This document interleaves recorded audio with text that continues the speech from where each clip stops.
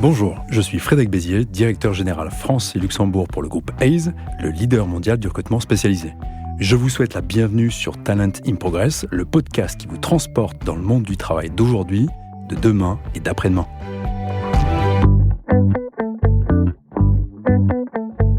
Bonjour Eric, bonjour Paul. Bonjour Fred. Je suis super ravi de vous avoir avec moi pour ce nouvel épisode de Talent in Progress. Aujourd'hui, on va parler d'un sujet qui nous concerne tous autour de cette table. C'est le sujet de l'évolution du métier de commercial et de l'évolution des relations commerciales à l'heure d'émergence de nouvelles technologies et bien entendu l'intelligence artificielle dont on n'arrête pas de parler en ce moment. Mais c'est un sujet important et je pense qu'il faut en parler. Et que ces nouvelles technologies, que cette intelligence artificielle, elles projettent des gains de productivité et l'acquisition de nouvelles parts de marché. C'est un enjeu stratégique pour toutes les entreprises, de se développer, de croître, de survivre. Mais avant de commencer à rentrer dans le sujet, à le développer davantage, je vous propose à chacun de vous présenter rapidement. Alors du coup, je suis Paul Verlotti, j'ai 33 ans, je suis CEO et cofondateur de Mojo.ai. Si je raconte ce qu'on fait. Donc ouais. Nous, on est une plateforme d'IA qui aide les entreprises à être plus performantes, sans rentrer dans le détail de toutes les fonctionnalités. On aide les entreprises à être plus performantes avec un outil d'IA qui, transforme la productivité des équipes clients, donc les commerciaux, les customer success, les consultants. Donc on les aide à être beaucoup plus productifs dans leur quotidien. Des exemples de fonctionnalités qui fonctionnent bien là-dessus, c'est envoi d'email de suivi automatique juste après une conversation, résumé d'un rendez-vous, donc plus de prise de notes, plus besoin de le faire manuellement. Ouais. C'est à peu près 4 heures de gain de temps par semaine par commercial chez nos clients, Bouygues Télécom, Doctolib. Et de l'autre côté, en fait, en travaillant sur ces fonctionnalités de productivité, on s'est rendu compte d'un truc extraordinaire. Tu parlais de gains de productivité, de gains de performance. En fait, en résumant les rendez-vous des commerciaux, des équipes clients, on était capable de faire émerger des informations du terrain aux équipes stratégiques. En fait, il peut y avoir dans une petite conversation client des informations extrêmement stratégiques. Juste, elles disparaissaient à la fin de la conversation. Oui. Et donc maintenant, on les emmène directement aux décisionnaires. Ce qui a des impacts énormes. Donc, si je prends l'exemple de Bouygues ou de Se Loger, par exemple, qui ont fait en 3 mois, qui ont eu des ROI très rapides de près de 22% de performance en plus. Donc ça, c'est pour Mojo, et après, c'est plus sur moi. Juste avant Mojo, j'ai eu la chance de lancer les équipes de vente à distance chez Doctolib, qui a été une chance dans ma vie, un vrai tournant, et c'est là où en fait l'idée de Mojo est née. C'est à ce moment-là, ouais. Exactement, on avait un CRM, il était vide et tout le monde venait me voir pour me dire mais qu'est-ce qui se passe sur le terrain si je grossis le trait. Il était vide parce que les commerciaux ne le remplissaient pas ou parce que vous étiez dans une étape de développement qui faisait qu'il y avait beaucoup de prospection à faire? Alors je pense les deux. Je pense qu'au début on a mis un place en CRM, il n'y avait pas trop de valeur puisque tout le monde s'entendait autour de la table, c'était vraiment ambiance start-up et donc pas besoin d'avoir une telle rigueur sur ce qui se passait sur le terrain. Et puis la boîte a grandi, Doctolib, je suis arrivé, il y avait près de 100 personnes, je pars, il y a 1500 personnes, tout ça en 2 ans et demi, donc ça a grandi très vite. Et là, l'équipe produit, l'équipe marketing, les équipes stratégie, elles ont plus du tout de contact avec le terrain. Et en fait, perdre le contact terrain, ça peut arriver en 6 mois, on ne sait plus ce qui se passe, on sait plus rien. Donc c'est ce que j'ai découvert, ces problèmes qu'on résout aujourd'hui avec Mojo. Super. Merci Paul. Eric? Bien, rebonjour, moi-même Eric Delcoteau, donc je suis un expert reconnu dans l'industrie de la santé, principalement dans ce qu'on appelle le dispositif médical.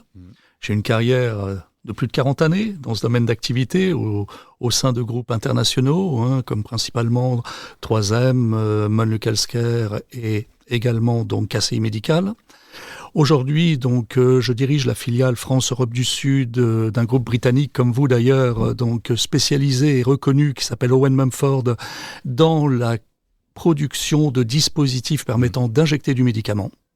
Voilà, donc et aujourd'hui, je souhaite donc préciser avant toute chose que je ne suis pas un expert de l'intelligence artificielle, mais au contraire, je dirais, mon expertise se situe surtout sur la stratégie commerciale, également sur l'opérationnel et bien entendu sur la conduite d'entreprise. Et ce sujet, ça a été précisé, et merci Frédéric de l'avoir rappelé, c'est tellement important qu'il est bien en tant que dirigeant d'entreprise de pouvoir continuer à exploiter, mais surtout comprendre avant tout qu'est-ce que l'intelligence aujourd'hui artificielle au bénéfice des commerciaux, terrain que je vais représenter aujourd'hui. Dans ton quotidien, le développement commercial, quelle est sa place dans ta stratégie, dans la manière de diriger l'entreprise?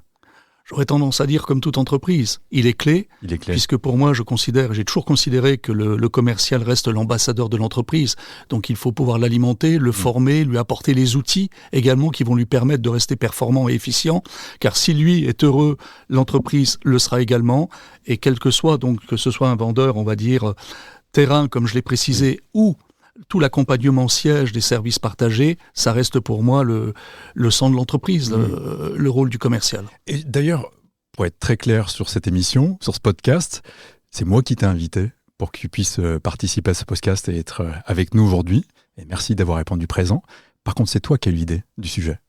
Qu'est-ce que tu avais en tête quand cette idée, justement, de travailler l'émergence de nouvelles technologies, l'intelligence artificielle et de son impact sur la force commerciale de l'entreprise.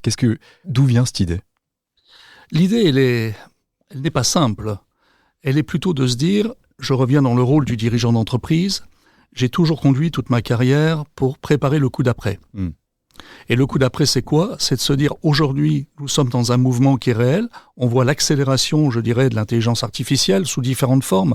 Beaucoup de dirigeants en parlent aujourd'hui, et j'en fais partie, sans trop savoir réellement de quoi on parle. C'est-à-dire, nous essayons de nous documenter, nous essayons de travailler, la preuve aujourd'hui, donc avec des experts.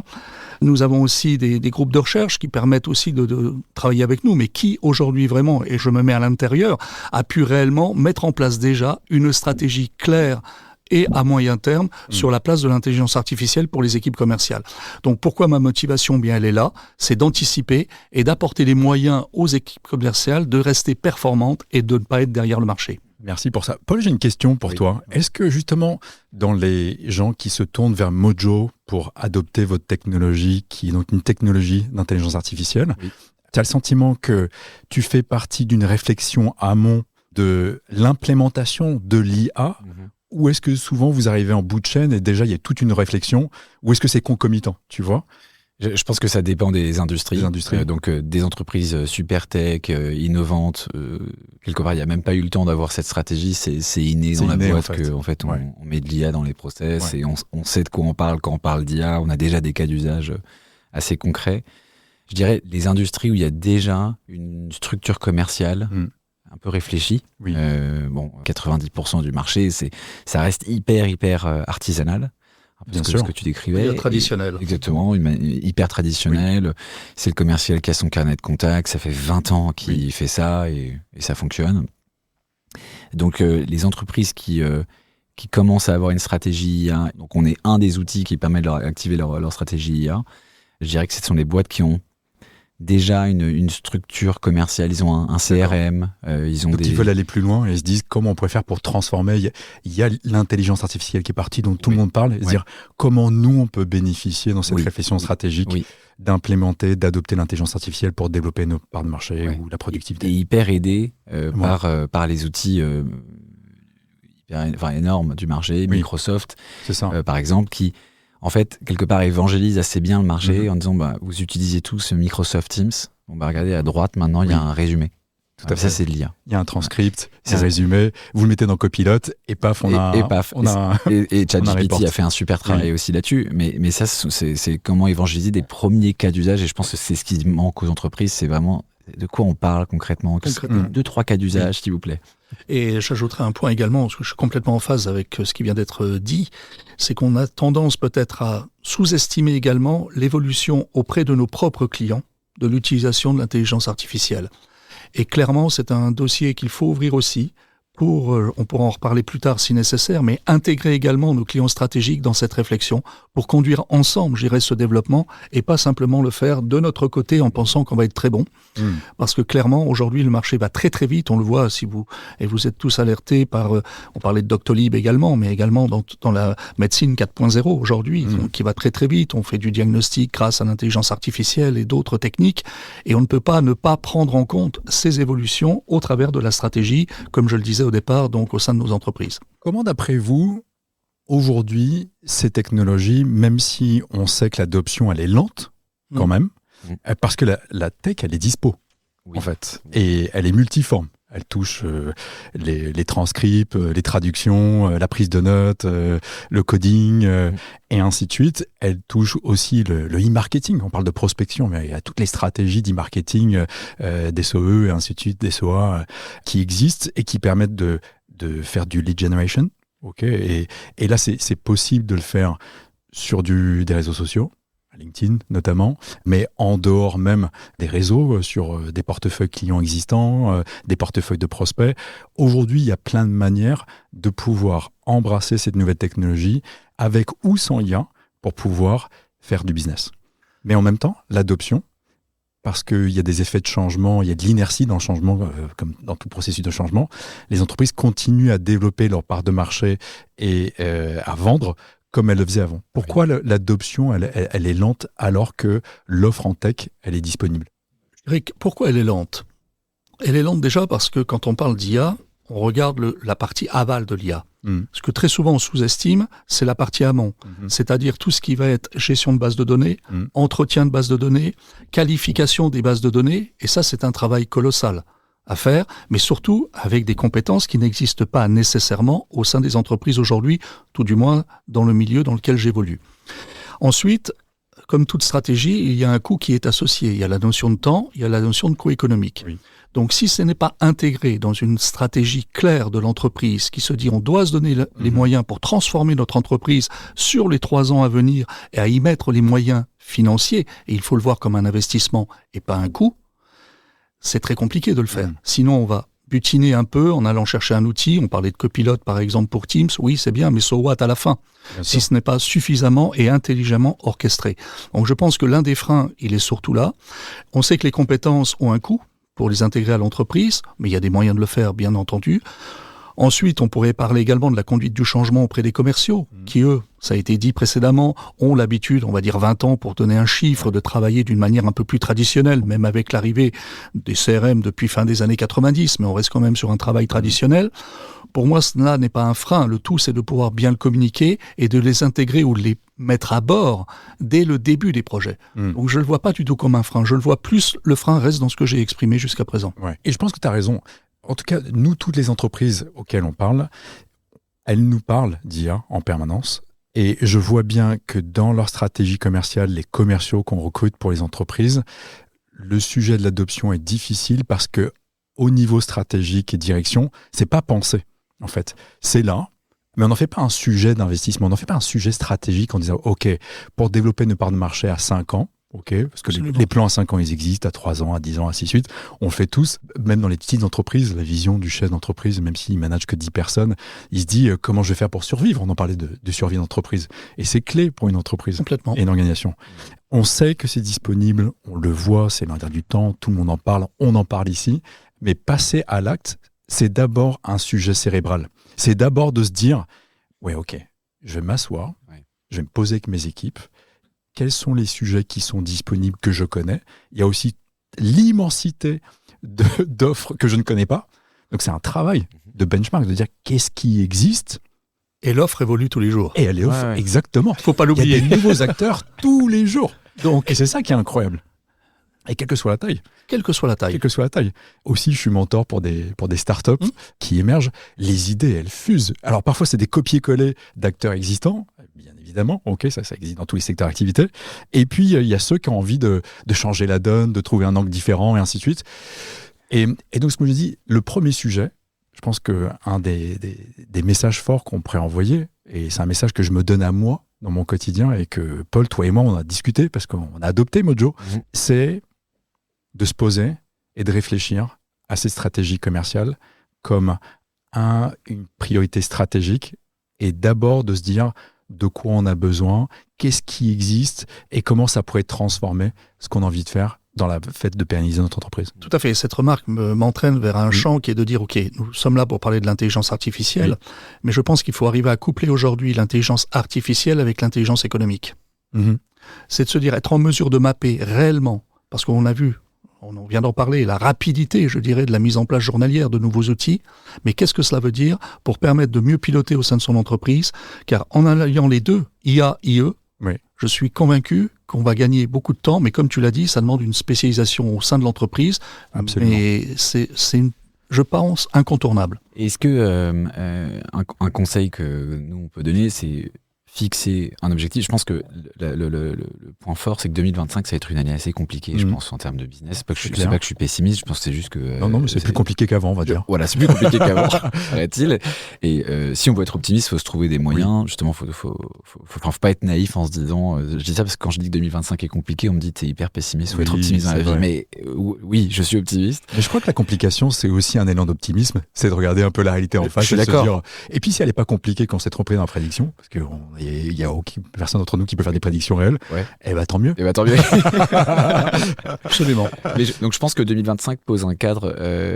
Il faut dire que ça va être une année qui va être complexe, pas juste 2025, peut-être un petit peu plus loin. J'espère que je me trompe, mais en tout cas sur ces 2 prochaines années au moins, qu'on va devoir changer nos manières de bosser, parce que ce qui marchait avant marche moins bien.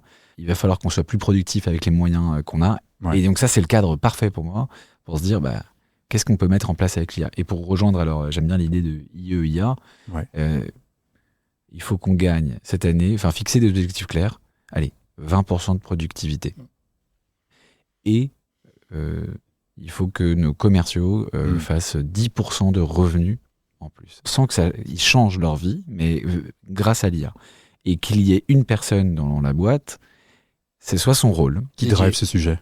Dédié. Dédié. Et donc d'aller chercher, donc d'aller se documenter, parce que c'est vrai, tout bouge en permanence, donc d'aller se documenter, d'aller faire le job de benchmarker, sourcer, et à un moment de trancher, on y va. Au pire, on se plante. Au pire, on prend pas le bon outil. Au pire, c'est un fiasco. J'y crois quand même peu, mais on y va. On se fixe un objectif, on donne les moyens, et à la fin de l'année, on relève les compteurs. Est-ce que ça a marché? Paul, quand les gens ils viennent te voir, est-ce que les gens connaissent ta technologie? Ou est-ce que c'est toi qui l'a promeut et qui est en train d'éduquer le marché quand vous prospectez en disant on a une tech, vous la connaissez ou pas, voici la démo et ainsi de suite. Comment ça se passe? Nous, il y a un effet waouh dans les démonstrations. On évangélise encore beaucoup. Donc vous évangélisez, vous êtes en train d'acculturer, d'aller à la rencontre d'entreprises en disant est-ce que vous savez que cette tech existe et voici les gains productifs que ça pourrait vous apporter. Et des histoires marrantes, c'est aujourd'hui on est capable de compléter automatiquement le CRM. Je connais pas une entreprise, c'est quand même des outils qui coûtent très très cher et qui sont souvent vides. Il y a souvent ce même problème d'adoption, personne ne veut l'utiliser, du coup il n'y a pas l'info, et derrière les équipes stratégiques.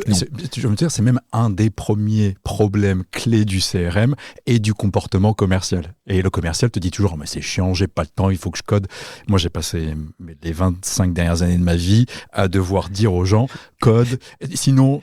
Il n'y a pas d'intelligence business, je peux pas piloter le business. Et les gens disent, donc j'ai un comportement en termes de coding qui est moyen. Et d'ailleurs, la question que je peux poser, Paul, aujourd'hui, est-ce que ce problème est résolu? Est-ce qu'on peut avoir des commerciaux qui arrêtent de coder? Et en fait, simplement, au cours de la conversation, il y a une intelligence artificielle qui est pluguée, si je l'ai acheté, bien entendu, mais qui va coder le CRM. C'est ce que fait Mojo. C'est ce que fait Mojo. C'est live, ça existe. Maintenant, nos clients, ils ont des CRM qui sont complet. Et je découvre toutes les semaines de nouveaux cas d'usage de qu'est-ce qu'on peut faire d'un CRM rempli. Et en fait, personne n'y a vraiment réfléchi. Ah oui, tout à fait. Ça soulève un autre problème, en fait. Exactement. Tu as résolu un problème et il y en a un nouveau maintenant. Maintenant, on a la data, qu'est-ce qu'on va en faire? Exactement. J'aurais peut-être deux commentaires par rapport à cela, parce que c'est un sujet vraiment critique et je l'ai mis dans les points sur lesquels réellement on doit faire évoluer l'utilisation du CRM auprès des commerciaux de terrain. Pour revenir à ce que tu disais, le CRM, j'ai lancé les premiers CRM fin des années 90 et j'ai toujours voulu en faire un outil de pilotage pour les commerciaux avant même d'en parler au niveau du management. Car le but du CRM, c'est avant tout de rendre le commercial autonome et capable d'analyser et faire son autocritique sur ses activités, sur ses analyses. C'est pas toujours gagné, mais tu t'aperçois qu'en le faisant de manière, en mettant du sens à ce que tu fais, l'adoption est là et le taux d'utilisation est là. Par contre, c'est pas pour ça que je suis satisfait du résultat, comme on peut tous le connaître aujourd'hui. Et ça a bien été exprimé par Paul. Ma question, elle est plutôt celle-ci pour les vendeurs terrain. Et avec, si on lit, je dirais, le CRM avec l'IA, lié à ChatGPT ou autre chose, quid du RGPD également, parce que clairement, on est face, là aujourd'hui, on est en interview, je viens avec mon CRM et mon outil qui va permettre de capter la discussion, comment je peux le présenter, et là je pense qu'il y a de l'évangélisme aussi à faire, parce que c'est pour moi là où nous devons aller, pour que le CRM soit réellement capable d'enregistrer et de prévoir aussi pour aller même plus loin, quand on voit le temps qu'on passe sur les formations, les techniques de vente, tout ça devrait être intégré avec un regard critique positif, je dirais de l'intelligence artificielle, pour dire au commercial, là tu aurais dû certainement appuyer plus ou laisser plus de temps de parole, ce genre de choses. Et ma vision, elle est d'aller dans cette direction pour que ce soit vraiment un outil stratégique, pour qu'il soit plus performant, qu'il puisse être encore plus efficient et se faire plaisir aussi pour apprendre par lui-même et pas pour avoir des gens qui vont le visiter une fois ou deux fois dans le mois ou des fois pas du tout et essayer d'apporter une bonne parole qui n'est jamais bien vécue. Eric, tu sais quoi, moi je suis tout à fait d'accord avec toi. Je pense que l'avènement des CRM, des ERP dans le business a été vu, quand ça a été implémenté, déjà comme des outils de politique dirigeante de policer les commerciaux ou l'entreprise.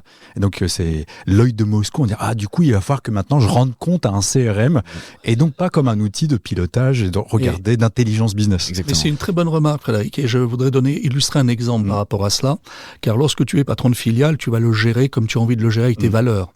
Simplement un CRM qui est connecté à un ERP aujourd'hui, un groupe complet et notamment au niveau des services financiers globaux, ont un regard. Et c'est là où il faut défendre le pourquoi, parce que c'est vu comme un outil d'analyse purement de rentabilité, et non pas comme un outil, je dirais, stratégique.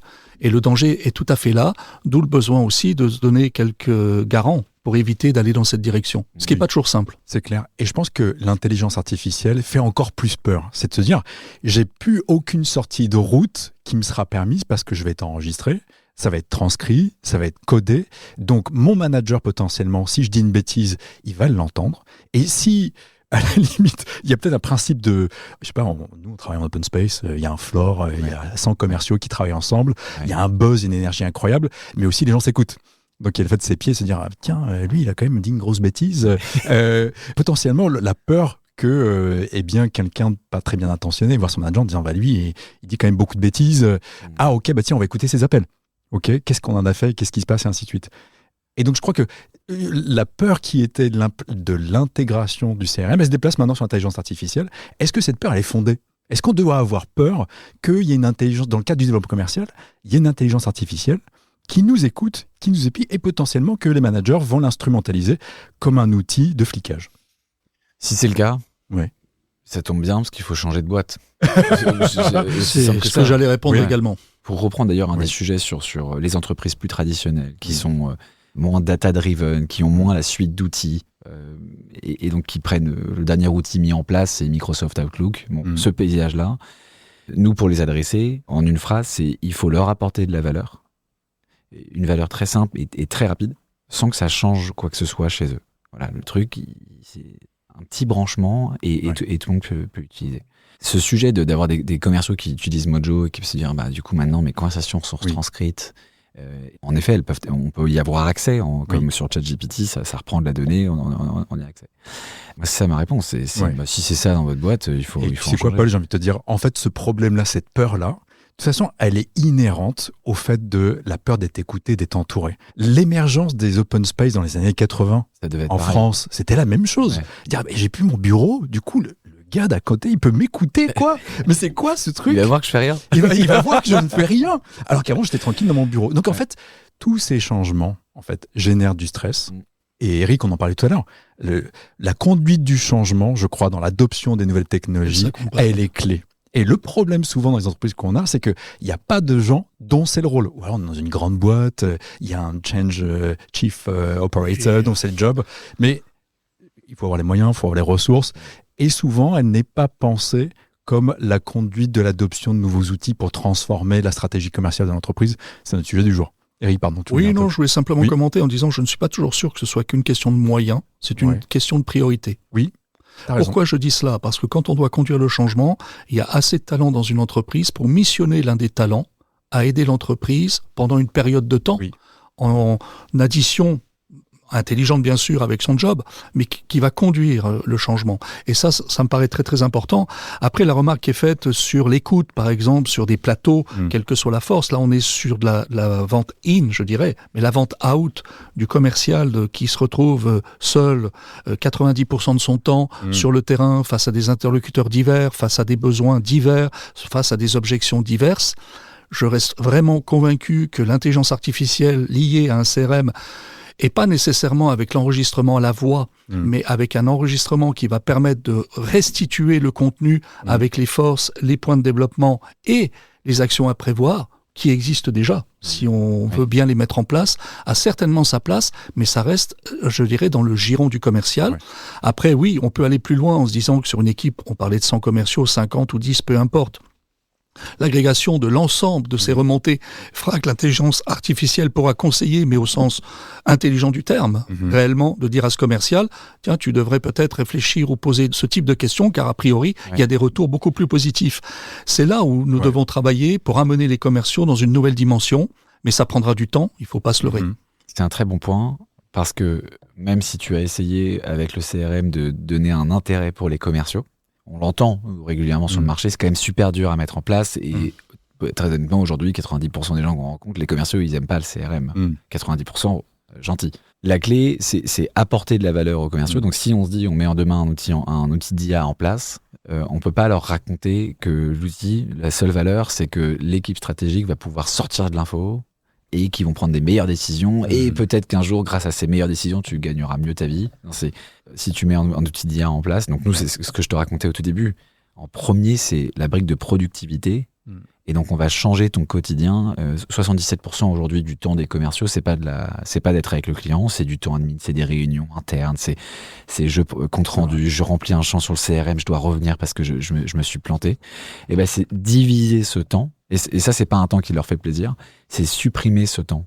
Et si on leur prouve ça en une semaine, c'est vrai, c'est gagné. C'est gagné. Bien sûr, c'est adopté. Ouais, et puis tu l'es. J'irai complètement dans cette direction en disant que de toute manière, on a d'autres critères pour évaluer la performance d'un commercial.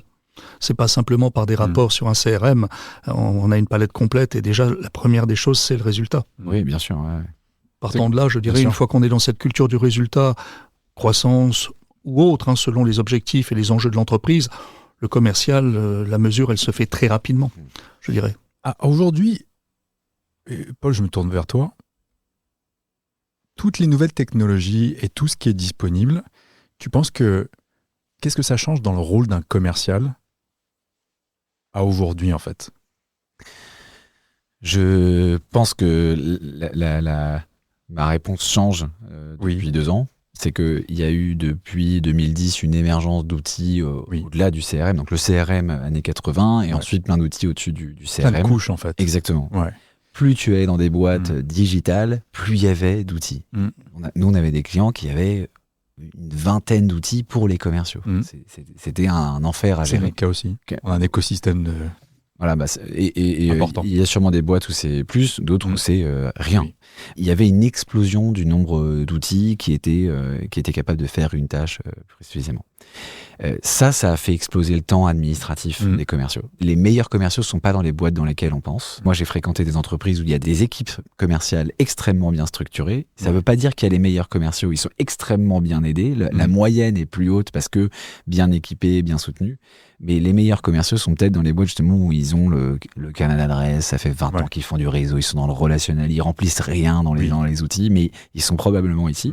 Moi, ce que je pense, c'est que on se redirige, on va revenir dans un job de commercial où ça sera du relationnel. Et que tout le reste, tous ces 20 outils, avec un outil d'IA, tout ça va être fait. Et tu sais l'antagonisme que l'intelligence artificielle crée dans nos têtes à tous, c'est dire où est la place de l'humain. Quand finalement la prise de rendez-vous, elle sera faite par un robot. Ça existe déjà. Ok, moi j'ai été appelé, prospecté 50 fois parce que mon nom doit traîner en tant que président de l'entreprise de je sais pas quoi. Et donc du coup, on m'appelle, on veut me vendre des photocopieurs, une nouvelle solution, un nouveau SaaS, un nouveau machin truc, du marketing. Je suis tombé dans le panneau. Okay. Et moi, je suis pas super réceptif, c'est-à-dire que là, je suis super sympa, mais quand tu m'appelles et que tu me prospectes, je suis pas super sympa. J'ai pas le temps, je suis toujours speed, le sujet m'intéresse pas. Et si tu m'as pas capté en 2 secondes 30, je te reçois gentiment, ok, mais ma réponse est non. Ok, bye, je raccroche. Et là, c'est un robot qui m'appelait, qui m'a prospecté. Elle m'a dit bonjour Frédéric, j'ai cru que c'était quelqu'un qui me connaissait. Et du coup, j'ai écouté, je me suis dit, ah ouais, en fait, non, 2 secondes. Et j'avais envie de dire oui juste pour l'expérience. J'ai dit non parce que je manquais de temps. Mais je pense que la prochaine fois où je suis appelé, je vais dire oui juste pour l'expérience. Mais attention, je ne veux pas en recevoir beaucoup. Vous avez compris déjà trop. Mais c'est super intéressant. En tout cas, il y a de l'automatisation et de la prise de rendez-vous aujourd'hui par l'intelligence artificielle. Et c'est bluffant. Et je crois il y a beaucoup de gens qui bossent sur ce sujet-là pour que ça s'améliore. On a le coding automatisé, le suivi, le follow-up, la partie enregistrement, transcription, capable de faire ressortir des trends, la partie apprentissage, partage des connaissances, partage des best practices. Ça, aujourd'hui, c'est ce que vous faites chez Mojo. Et c'est top. Et après, tu sais, tu as toute la suite. Il y a la lead generation, le marketing digital. Oui. Et donc, je me dis, dans tous ces trucs, cette disponibilité...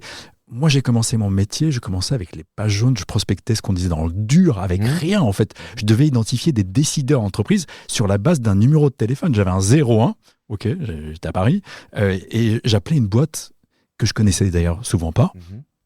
Et donc, j'étais en train de m'érudier en même temps. Il y avait Internet, mais c'était pas super bien meublé. Et je devais construire tout. Cartographier, trouver des gens, construire un narratif, être sexy, ainsi de suite. Et en tout cas, l'humain, il était partout dans tout ce que je faisais. Je devais être sympa, de l'assistant jusqu'au dirigeant et ainsi de suite. Et aujourd'hui, je me dis, il y a beaucoup d'automatisation. Le commercial, il va faire quoi dans tout ça? C'est quoi son job? Toute cette partie admin, l'IA le fera mieux qu'eux. C'est sûr. Et on le fera en 1 seconde versus combien de temps tu mettais à te renseigner, trouver la bonne boîte, la bonne paire. Bref, un temps énorme. Donc tu seras concentré sur les relations et tu en feras plus. Sur la prospection, j'ai un petit doute. C'est marrant de se faire appeler par une IA 1 fois, 2 fois. Vous vous souvenez des outils? Aujourd'hui, combien d'emails de prospection on reçoit? Dans notre boîte aux lettres physique, combien de prospectus? Est-ce que vraiment, vous regardez les prospectus, on les reconnaît au toucher et on les fout dans la poubelle? Les emails, depuis 2 ans, nous on le voit, les taux de réponse prospection email, les premiers clients de Mojo, je les ai chopés par email. Aujourd'hui, plus personne ne répond par email. Parce que maintenant, on a développé un esprit critique. Ça sera, pour moi, je pense que ce sera pareil sur la prospection. Et c'est pour ça que je dis qu'on va revenir sur un modèle de vente traditionnel. C'est qu'en fait, ça sera le réseau, ça sera la poignée de main, ça sera l'événement, ça sera là en fait, la vente. Et on verra qui seront les meilleurs là-dedans. Pour ça, je pense qu'on ira et on doit renforcer le côté empathique également et l'intelligence relationnelle. C'est pour ça que je pense que l'IA, pour moi, deviendra l'allié stratégique du commercial, mais en aucun cas remplacera le commercial. Parce que tu parlais donc de facilité, gérer au niveau data, routine et autres, mais également comment aider à l'environnement dans la prospection ou dans le suivi d'un client en sortant du traditionnel produit, le produit étant la finalité, mais pouvoir discuter sur l'environnement de son établissement, sur sa stratégie, et tout ça se prépare. Et l'IA pourra préparer le commercial à cela pour qu'il vienne avec autre chose que, je dirais, le produit, la découverte, et tout ce standard aujourd'hui commence à être intégré par les commerciaux, que ce soit avec LinkedIn et autres, mais on est vraiment qu'au balbutiement de cela. Et moi, je crois beaucoup que cette intelligence artificielle va permettre d'aller dans cette direction, parce que ce que je disais précédemment, le client va faire de même, que ce soit pour l'entreprise, que ce soit pour son interlocuteur commercial. Là, je reviens au vendeur terrain. Et tout cela doit se combiner. Donc, il faut qu'on joue au même niveau. Sinon, l'entreprise, automatiquement, sera à terme en difficulté, il faut le dire. Et tout cela, ça se prépare, ça s'organise, mais oui, on doit aller dans cette direction. Donc, non, ça sera vraiment le commercial, ne sera pas l'utilisateur de l'IA pour moi, mais l'allié stratégique de l'IA. Le manager d'IA, un commercial, il managera des IA. Ils feront ce job qu'aujourd'hui, il faisait à la main. Donc, du coup, vous ne pensez pas que l'intelligence artificielle va remplacer les commerciaux demain? En ce qui me concerne, pas du tout. Pas du tout. Ça sera une alliance, mais pas un remplacement. Sauf si tu me dis que t'adores être toi en conversation quand t'achètes un truc, être en conversation avec une IA. Moi j'adore quand les gens ils sont d'accord avec moi. Tu vas adorer. C'est ça. Mais s'ils programment pour qu'ils comprennent mes biais psychologiques, on a tort. Ça va marcher. Sinon, voilà. Non, je dirais, c'est d'autant plus vrai parce que quand on regarde l'histoire derrière nous, il faut toujours regarder aussi ce qui s'est passé. Combien d'entreprises sont tombées parce qu'elles n'ont pas su se transformer. Absolument. Je cite simplement Polaroid par exemple, mais c'est un bel exemple. Donc l'entreprise aujourd'hui qui ne va pas aller dans cette direction, mais maintenant, pas dans 3 ans, dans 4 ans, automatiquement, face à des acteurs beaucoup plus agiles, beaucoup plus dynamiques et mieux structurés, sera en difficulté. Ça me paraît indéniable. Eric, quand on parle commerciaux, on parle aussi beaucoup de management de la forme commerciale. Donc, il y a beaucoup de managers qui managent les commerciaux, qui sont notamment des commerciaux eux-mêmes, qui ont du succès, qui sont montés, qui ont des promotions et qui ont des rôles d'encadrement. Est-ce que l'IA pourrait remplacer ces managers ? Je ne pense pas. J'ai une autre vision de cela.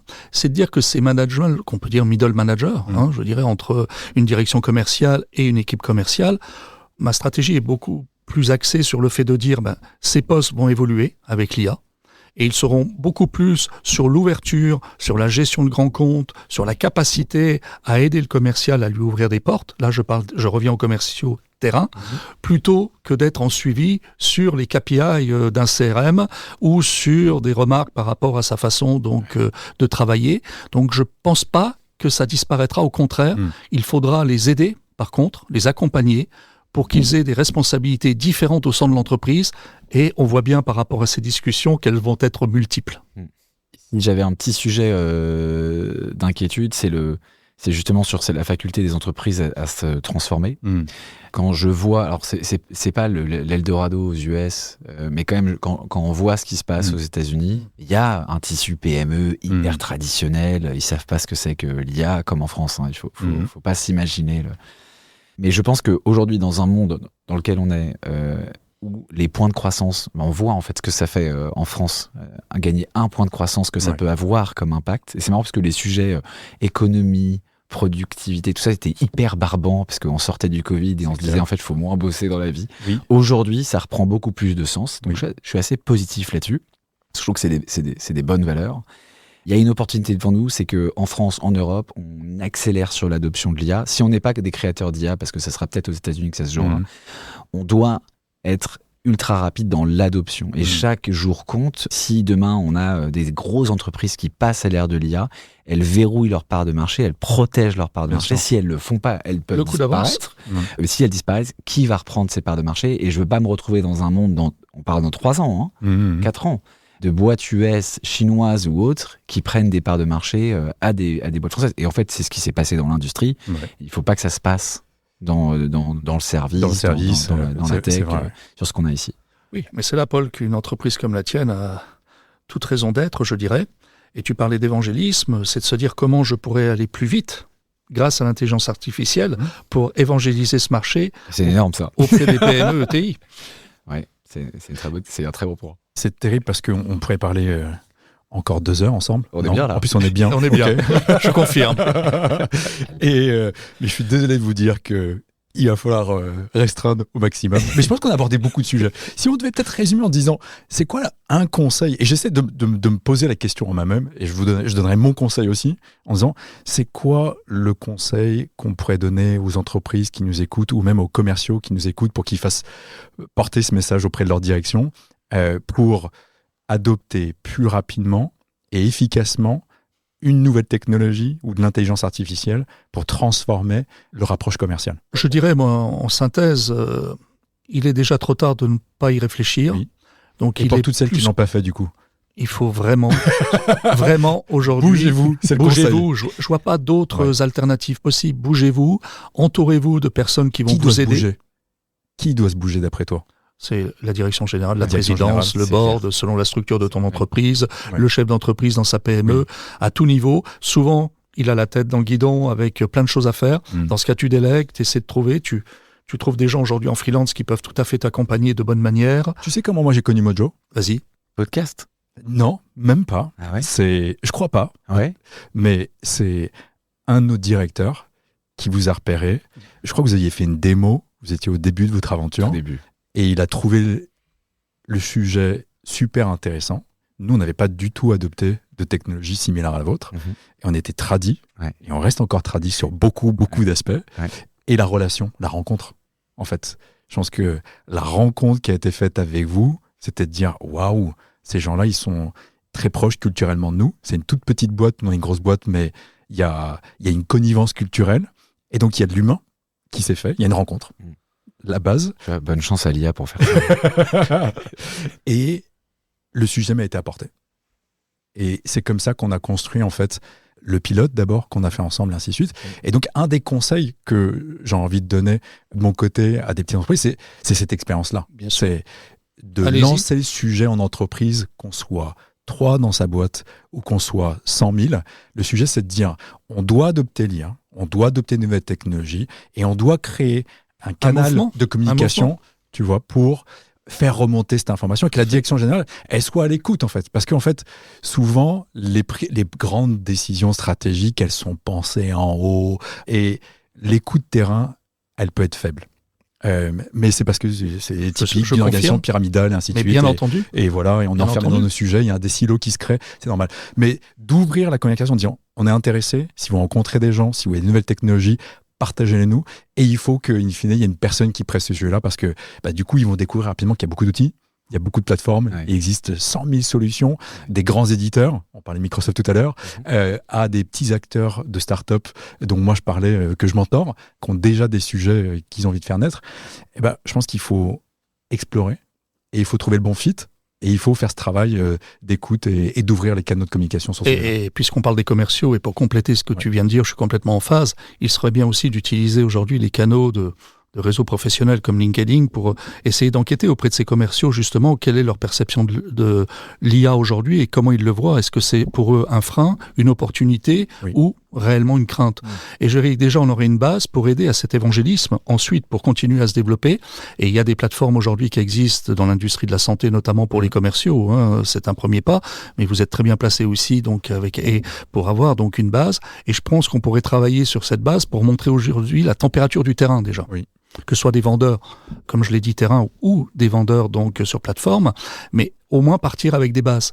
Et ce qui permettrait après de se dire, OK, il y a vraiment une attente, les entreprises, bougez-vous, quoi. Et d'ailleurs, je pense que la réticence du terrain à prendre de l'IA, c'est une des raisons, mais c'est pas la plus haute. Je pense que tu disais très bien, c'est tout en haut. Enfin, en fait, qui gère la croissance chiffre d'affaires dans la boîte? Qui est le responsable? Qui peut appuyer sur le bouton pour dire on y va? C'est ça. Et si c'est pas le patron, fixer un objectif. Moi je donne un conseil, c'est fixer un objectif. Donc si un objectif de productivité, si vous pouvez la mesurer, si vous pouvez pas la mesurer, et ce qui est grosso modo pas mal le cas, c'est pas grave. Fixer un objectif de dire à la fin de l'année on aura mis en place une techno d'IA et que les commerciaux nous disent c'est super. Voilà. T'as raison, Paul. C'est déjà énorme. Et tu sais, fixer un objectif, c'est incroyable parce qu'on se dit, c'est l'élément le plus simple d'une stratégie. Il faut savoir où on veut aller. Ouais. Tu vois, c'est la base de la base de la base. Ouais. Et en même temps, c'est un driver de changement d'entreprise immense. Et déléguer cet objectif si vous n'êtes pas la bonne personne. Mais fixer l'objectif et déléguer. Et il faut que la personne ait... et la mise en œuvre aussi. Oui. Et le progrès vers l'atteinte de cet objectif, en fait, c'est l'adoption. C'est la direction que toute entreprise a besoin. Ouais. Tout le monde est conduit par une direction. Donc la direction est claire, elle est quantifiée, on peut la suivre. Et il faut la délivrer. C'est tout. Facile. Easy. Messieurs, c'est un plaisir de vous avoir avec nous. Mais également, merci pour cette initiative. Ouais, merci beaucoup. Et puis on se dit à bientôt. On fera un numéro 2 et un numéro 3. Je crois qu'on a encore plein de choses à partager pour pouvoir développer les idées. À fond. Merci à tous les deux. Merci beaucoup. À bientôt. À bientôt. En son grand. Merci.